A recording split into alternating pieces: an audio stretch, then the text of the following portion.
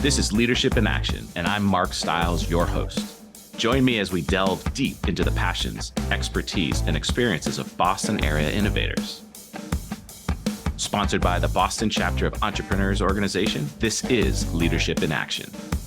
Folks, welcome back to Leadership in Action, your Boston chapter of EO's podcast.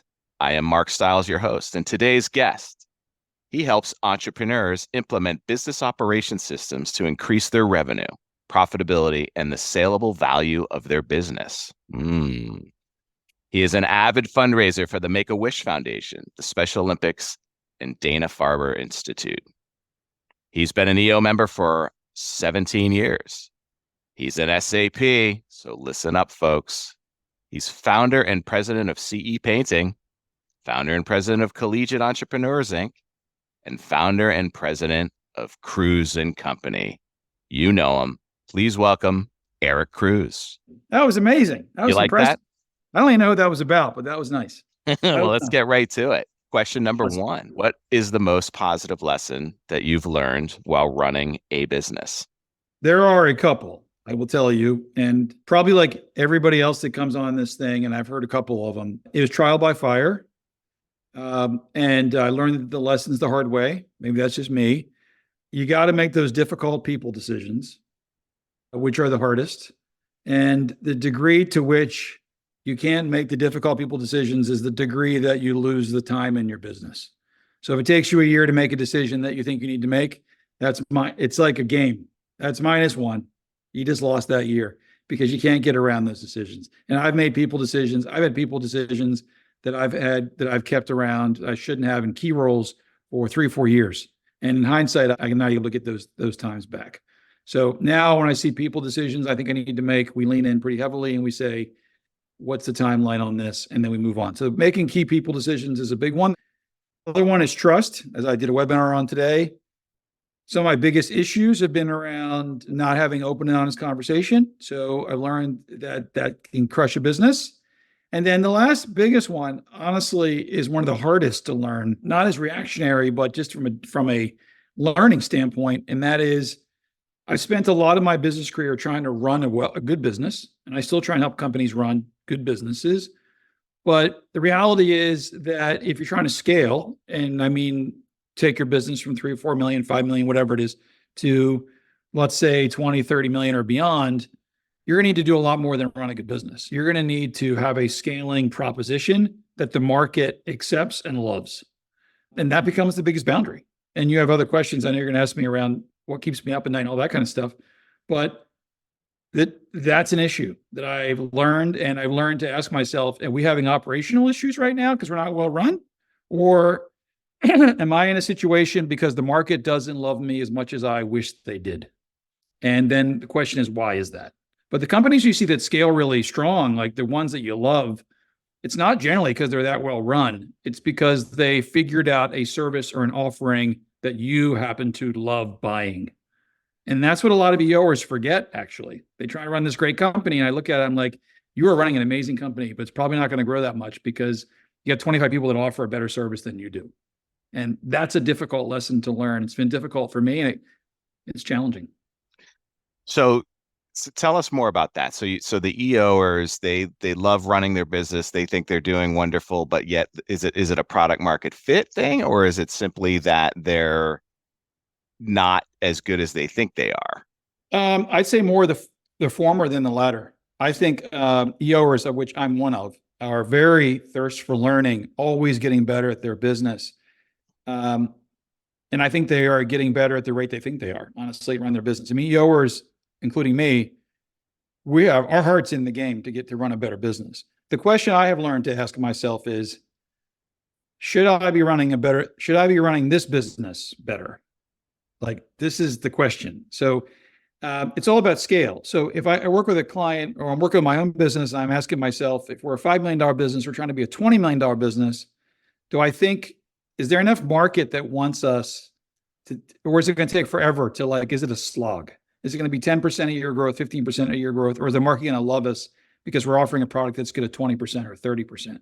And for the most part, the companies that take off are the ones that have the best product market fit, or the best service market fit, or they figured out something that differentiates them in their service, or they're able to do it at such a degree of love that the market is caught on and they're like, that service is so amazing. That's why we like it. But that's why a lot of companies don't grow. If you look at the companies that grow even inside EO, there's something special about those companies. And usually they're not just well run, they figured out a secret sauce in their niche, and that went boom. And there's EOers I can think of that have done that. It's not always the case. You can grow large. We have a commercial painting business, and it's pretty sizable. But at the same time, I don't think our company's ever going to grow more than $20 million in the New England area. This is not enough market share. So that's a different issue. So we run a pretty darn good business. I know who our competitors are, and I could easily say, oh, we're going to grow to a $30 million business. No, we've done the market analysis. There's only so much painting that exists. The market is divided into different people. The largest is this. We don't have that much more of a secret sauce. So the market cap for us is this. So I think that when people play in the markets, I try and get and ask the question, run a great business. That's awesome. We help companies do that. But ask yourself, where am I trying to go? And is this the pony it's going to get me where I want to go, and why? Now, I spent 20 years of my business career not asking that question, for the record. Long time. So that brings us to Cruising Company. Cruise & Co. and even in our commercial painting business, we look at things differently. We're very realistic about what kind of business we are and what we can grow to and what we can't. And Cruise & Co. is the same. You know, we're in a busy space. We have a lot of competitors, and it's constantly about leaning into what is a differentiator that we can bring to the market. And then how do we also make sure we do it awesome and not just buy our own bullshit, really? And those are things that keep me up at night, because I know you're going to ask that question. Well, tell me about Cruise & Co., because this is the SAP. This is the group that is supportive of our chapter, and we want to understand what you all do better. So help us understand what you would do with an EO client should they engage you. So our whole goal, we're a consulting company. Okay. We focus on revenue, profit, and valuation. And my background actually is coaching. So I came from a coaching background. Mainly I was doing volunteer coaching, accelerator coaching, which is a fantastic thing I believe for EO members to be involved in. Fantastic. It was really impactful for me. I did it for years. And I had a great business coach. And so I learned a lot about the coaching itself. And then I became an EOS person for many years, and I loved that system. It was really helpful. And I learned about systems and all that kind of stuff.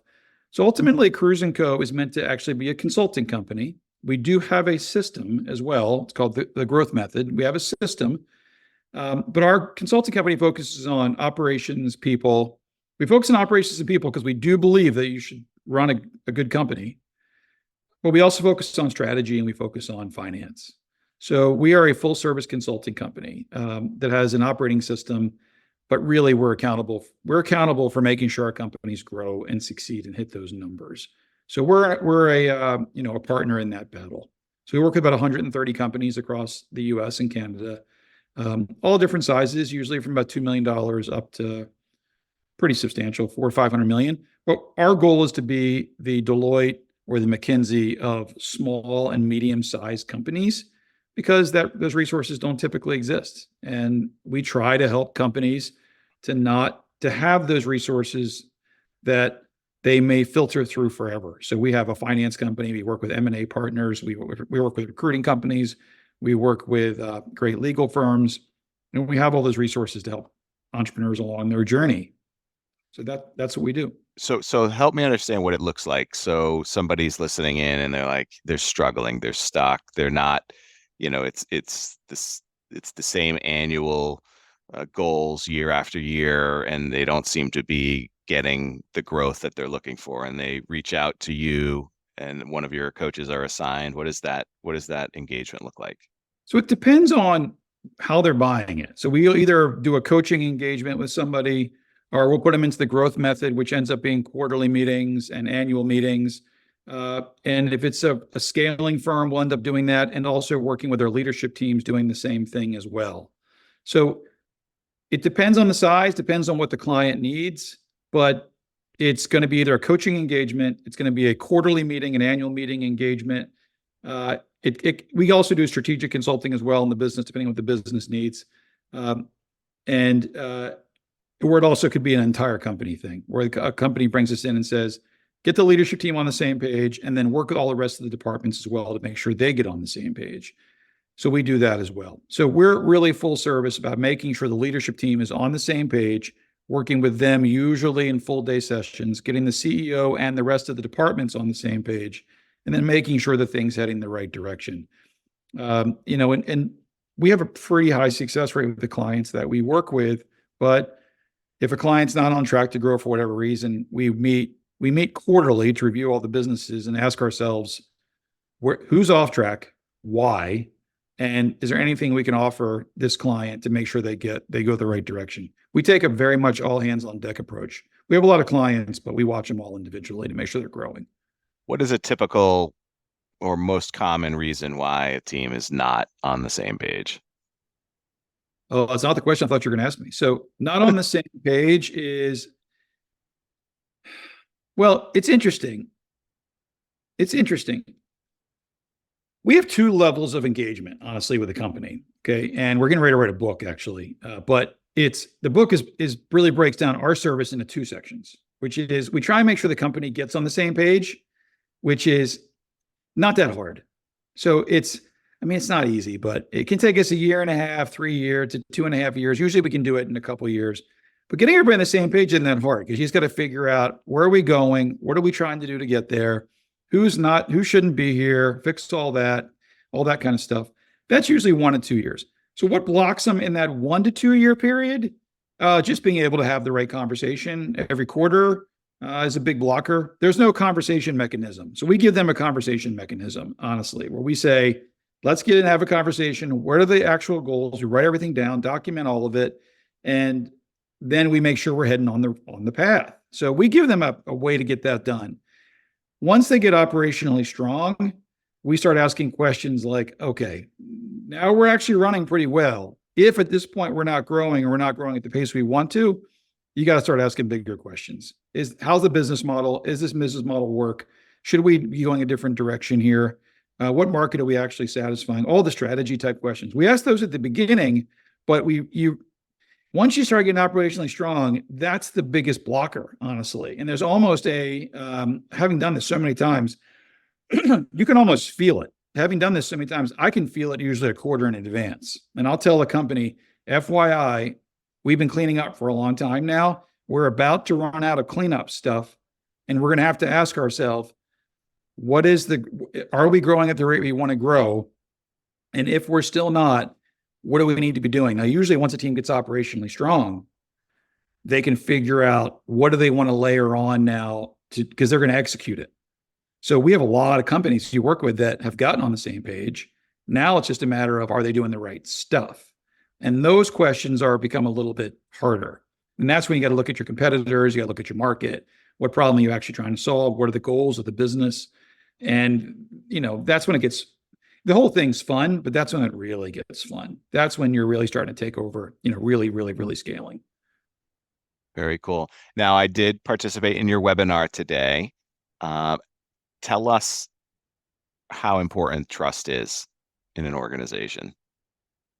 Well, so if you're there, you saw the first slide, which is, and this is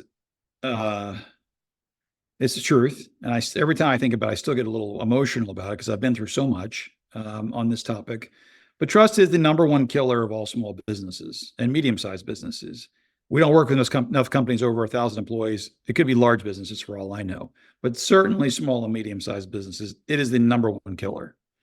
So the definition of trust, the one we use is the Lencioni one, which is the definition of trust is your ability to say something, anything you want, without fear of recrimination or reprisal.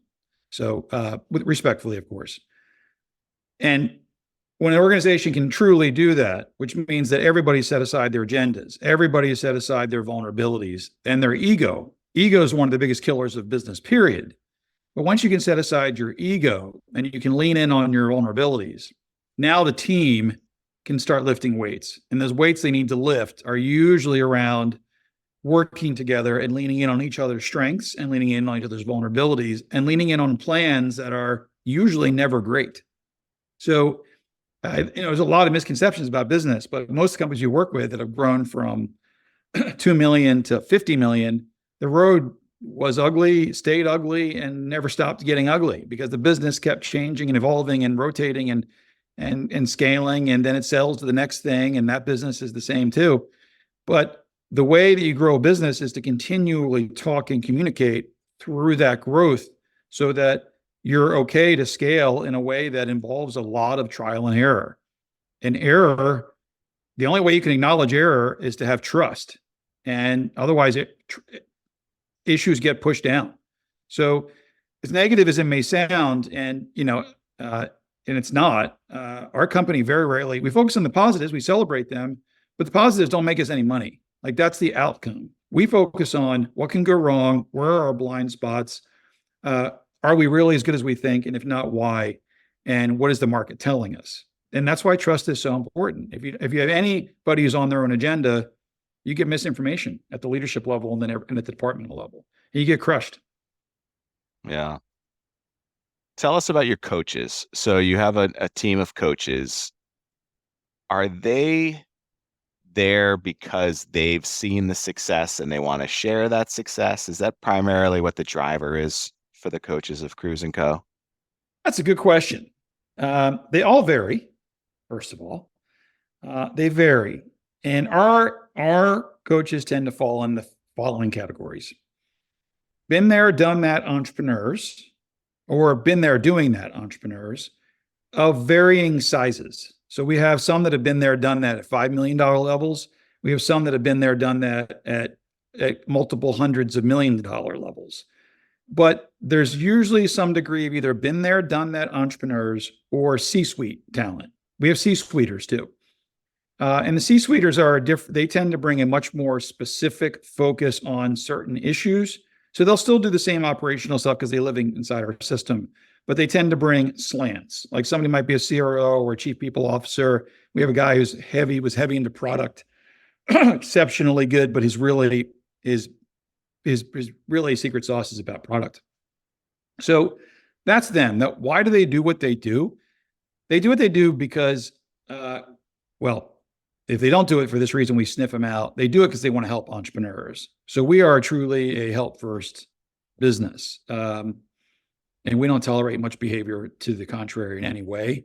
I was a volunteer for a very long time inside of the Entrepreneurs Organization, and our spirit is always more towards volunteering, honestly. Now, our invoices are definitely not in the spirit of volunteering. Sorry. Yeah, I understand that. They're in the spirit of capitalism. Yes. But, we are entrepreneurs. But the spirit of it, though, is very much to help our clients. And we have certainly a couple of consultants that I think are slightly on the side of slightly more mercenary than that. They're in it to make money, but it's only actually slightly. Our people are calling to do this. They're called to have a schedule of flexibility. You certainly want to make a decent amount of money. They're certainly well paid, but I think they do it mainly to help. And our goal is to make sure they're successful. It's one of our biggest company mantras. Remember what matters most. Number one, that the customers love us. Two, the employees love working here. And number three, that we make money while we're doing it. So we focus on those three things. But they mainly are here to help, where they don't make it long. They know the assumption is zero unless you have any value. And that's our company culture. I love it. So obviously you're utilizing your own strategies within Cruise & Company. So what is your North Star? What is your BHAG for Cruise & Company? So our BHAG is honestly, so we use OKRs in our company, and we believe that the objective should always be more broad and give you some grounding and give you some room to dream, and also just give you just a bigger way to set targets. And then we use key results. Our objective is very clear, and that's to become the McKinsey for medium and small business. I said Deloitte earlier because we've been back and forth on that. But it's really, we want to become the McKinsey of small and medium business, which we think is a heavily neglected space. And I know that because I am a small and medium-sized person. I'm heavily neglected, and I've been raked over the coals financially by vendors and all this other crap. And we wanted to start a company that could give small and medium-sized businesses a better shot at achieving their goals. So that's kind of, believe it or not, is our guiding light. And you might think, well, can you get more specific? I mean, yeah, the specifics is monetary. Our specifics are to get to, I think, like 400 clients in the next 5 years, and then 1,000 clients by 2030 or something. But the point is, it's a national play, which has got its pluses and it's got its minuses. It's like all other North Stars. You said it, and what you said is that North Star is very guiding in terms of what you end up doing in your business. And our business is very much a growth-oriented business. If it was a profit-oriented business, I would actually probably cut 35% of the things we invest in. So our goal is to run a national organization, or international if you include Canada, North American business, I should say, around helping small and medium-sized businesses to become known for that. But more importantly than the known for that is that we want to help as many people as we possibly can to be successful. That's our North Star. It's a pretty nice goal to have. Help as many people as possible, right? Because you've seen it. You've seen the struggles of a small business. I see it and live it. Right. You know, I see it and live it. You know, and it's funny. I was talking to my coach. I don't work with Moses anymore, but I worked with Moses CEO coaching forever. I was his third client, and a lot of stuff I say actually I learned from Mark. And we're both from the student painting industry, which is actually kind of funny. But you know, Mark and I are very, very, very good friends. And I saw him recently at Nerve, and you know, we're like brothers. And he came over and he chuckles, and he says to me, he starts laughing. I said, "How's it going, Mark? I haven't seen you for a while." And he's like, "Eric, turns out this whole moving people around, it's easier to coach this moving people around different seats thing than it is to actually do it yourself." Because he's been through a lot of transitions in his business. And that's my story. So in my world, I still have some clients of my own. I'll leave coaching them and come back and deal with the same stuff. And we're in a pivotal point too. We're only the consulting business is only a $5 million firm. So it's not that old, but it's only 5 million. And if you look at all of our literature, we're heading towards a danger zone in our business, which is 5 million to about 8 million. And that's where we are. And people are like, "Well, how's that?" I'm like, "Well, I told you how it is. It's that. It sucks. Like, it's hard. It's scale and expense and investment and prayers, and you hope it works at a bigger size, and you see where it doesn't." So we can't. I may be a consultant, but I can't smooth out the valleys. I deal with them, and my goal is that, you know, our team is observant. So we look at these valleys and we say, what do we know based on what we teach? And what are we also learning along this journey that we can share as well?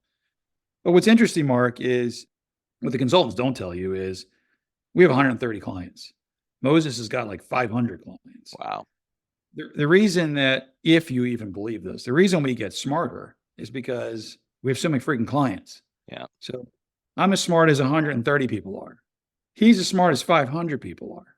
So we basically go, you got to have an observing ego to be a good consultant. So when I go work with somebody like you or anybody else in EO, I'm like, I'll teach you what I got, and then I'm going to watch you.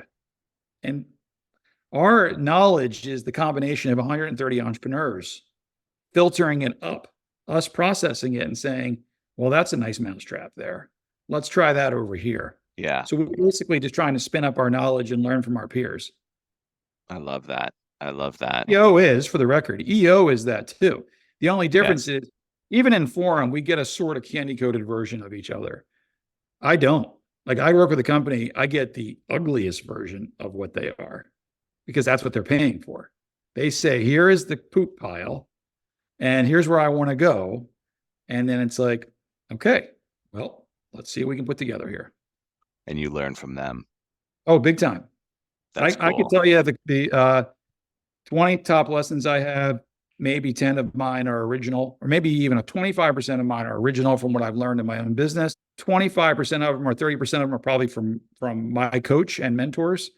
And the other half are all of you. That's the rest of it. The rest of it came from tech company in California, education company in South Carolina, tech company in California and Canada. That's where the knowledge came from. We just bring it back. And it's funny because I have clients that are like, Eric, I don't think that's true. And I'm just like, you're wrong. I believe it. I believe it. We can learn from each other. Student teaches the teacher every once in a while. And more often than you might think. Yeah. Yeah. I'm open to that right now with my children. I've been having some conversations with my children, and I'm like, you're teaching me a lesson right now, and I'm wide open to that lesson. So what keeps you up at night, Mr. Cruz? A couple things. I try to be open and honest. So one is that I'm probably, probably like you, or I don't want to make any assumptions, but I'm 53 years old, and I love life. I love what I do. I love my family. I love my clients.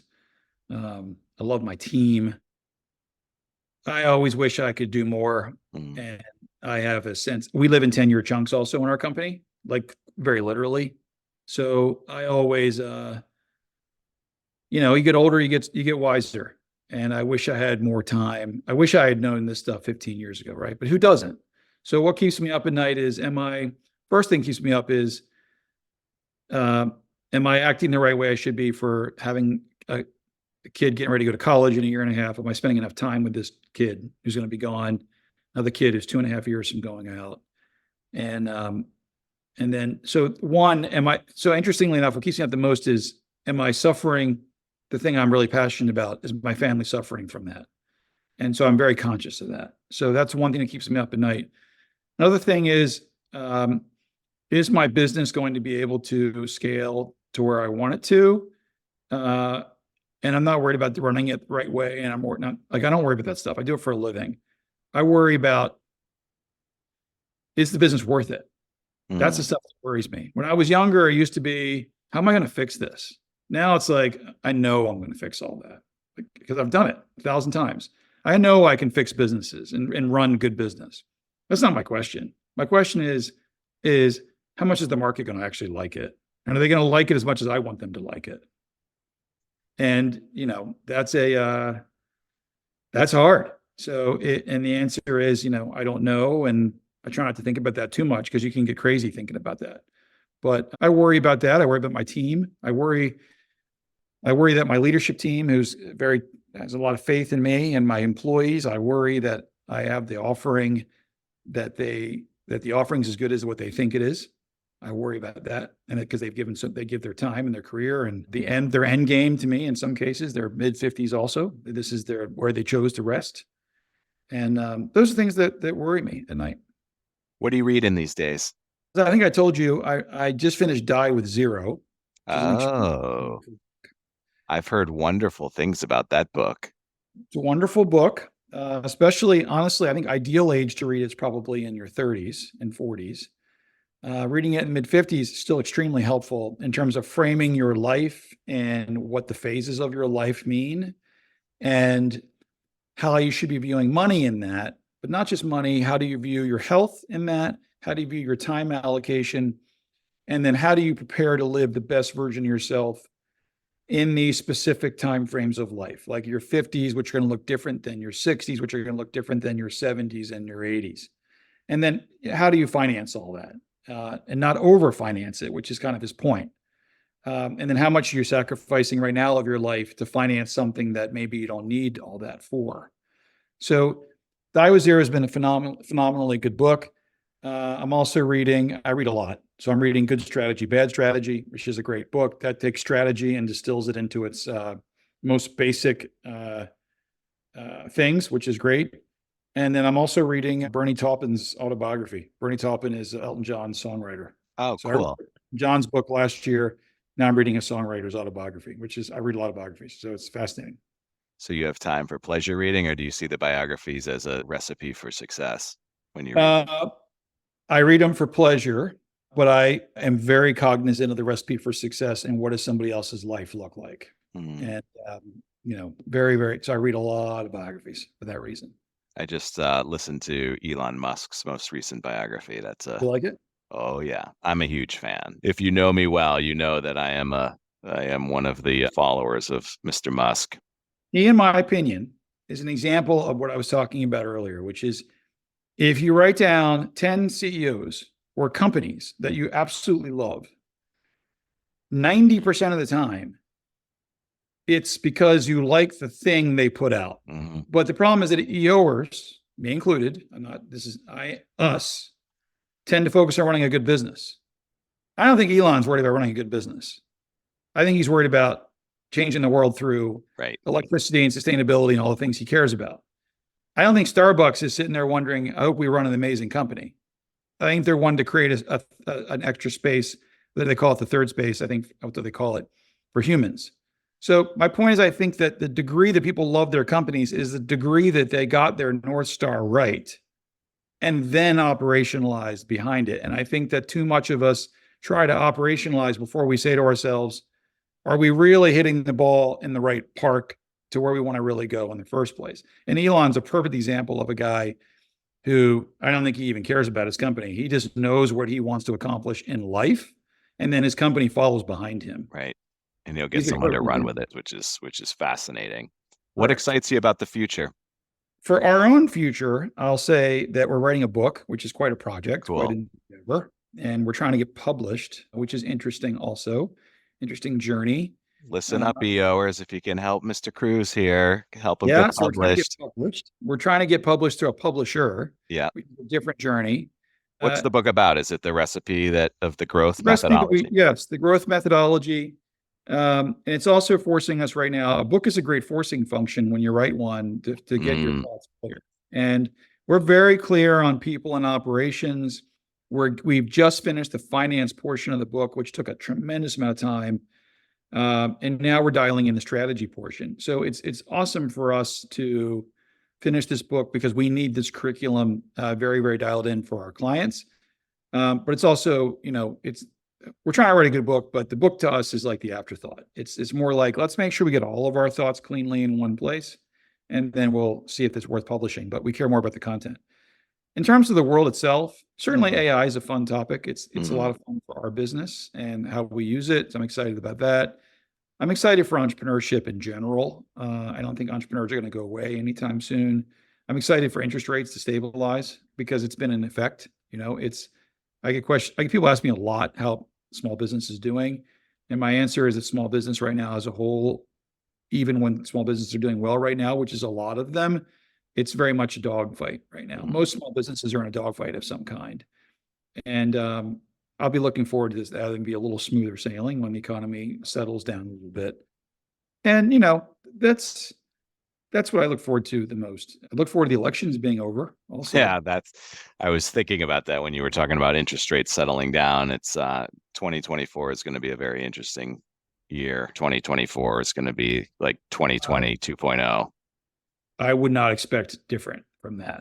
So we are, I tend to, it's personal and then probably my business also because they kind of follow me.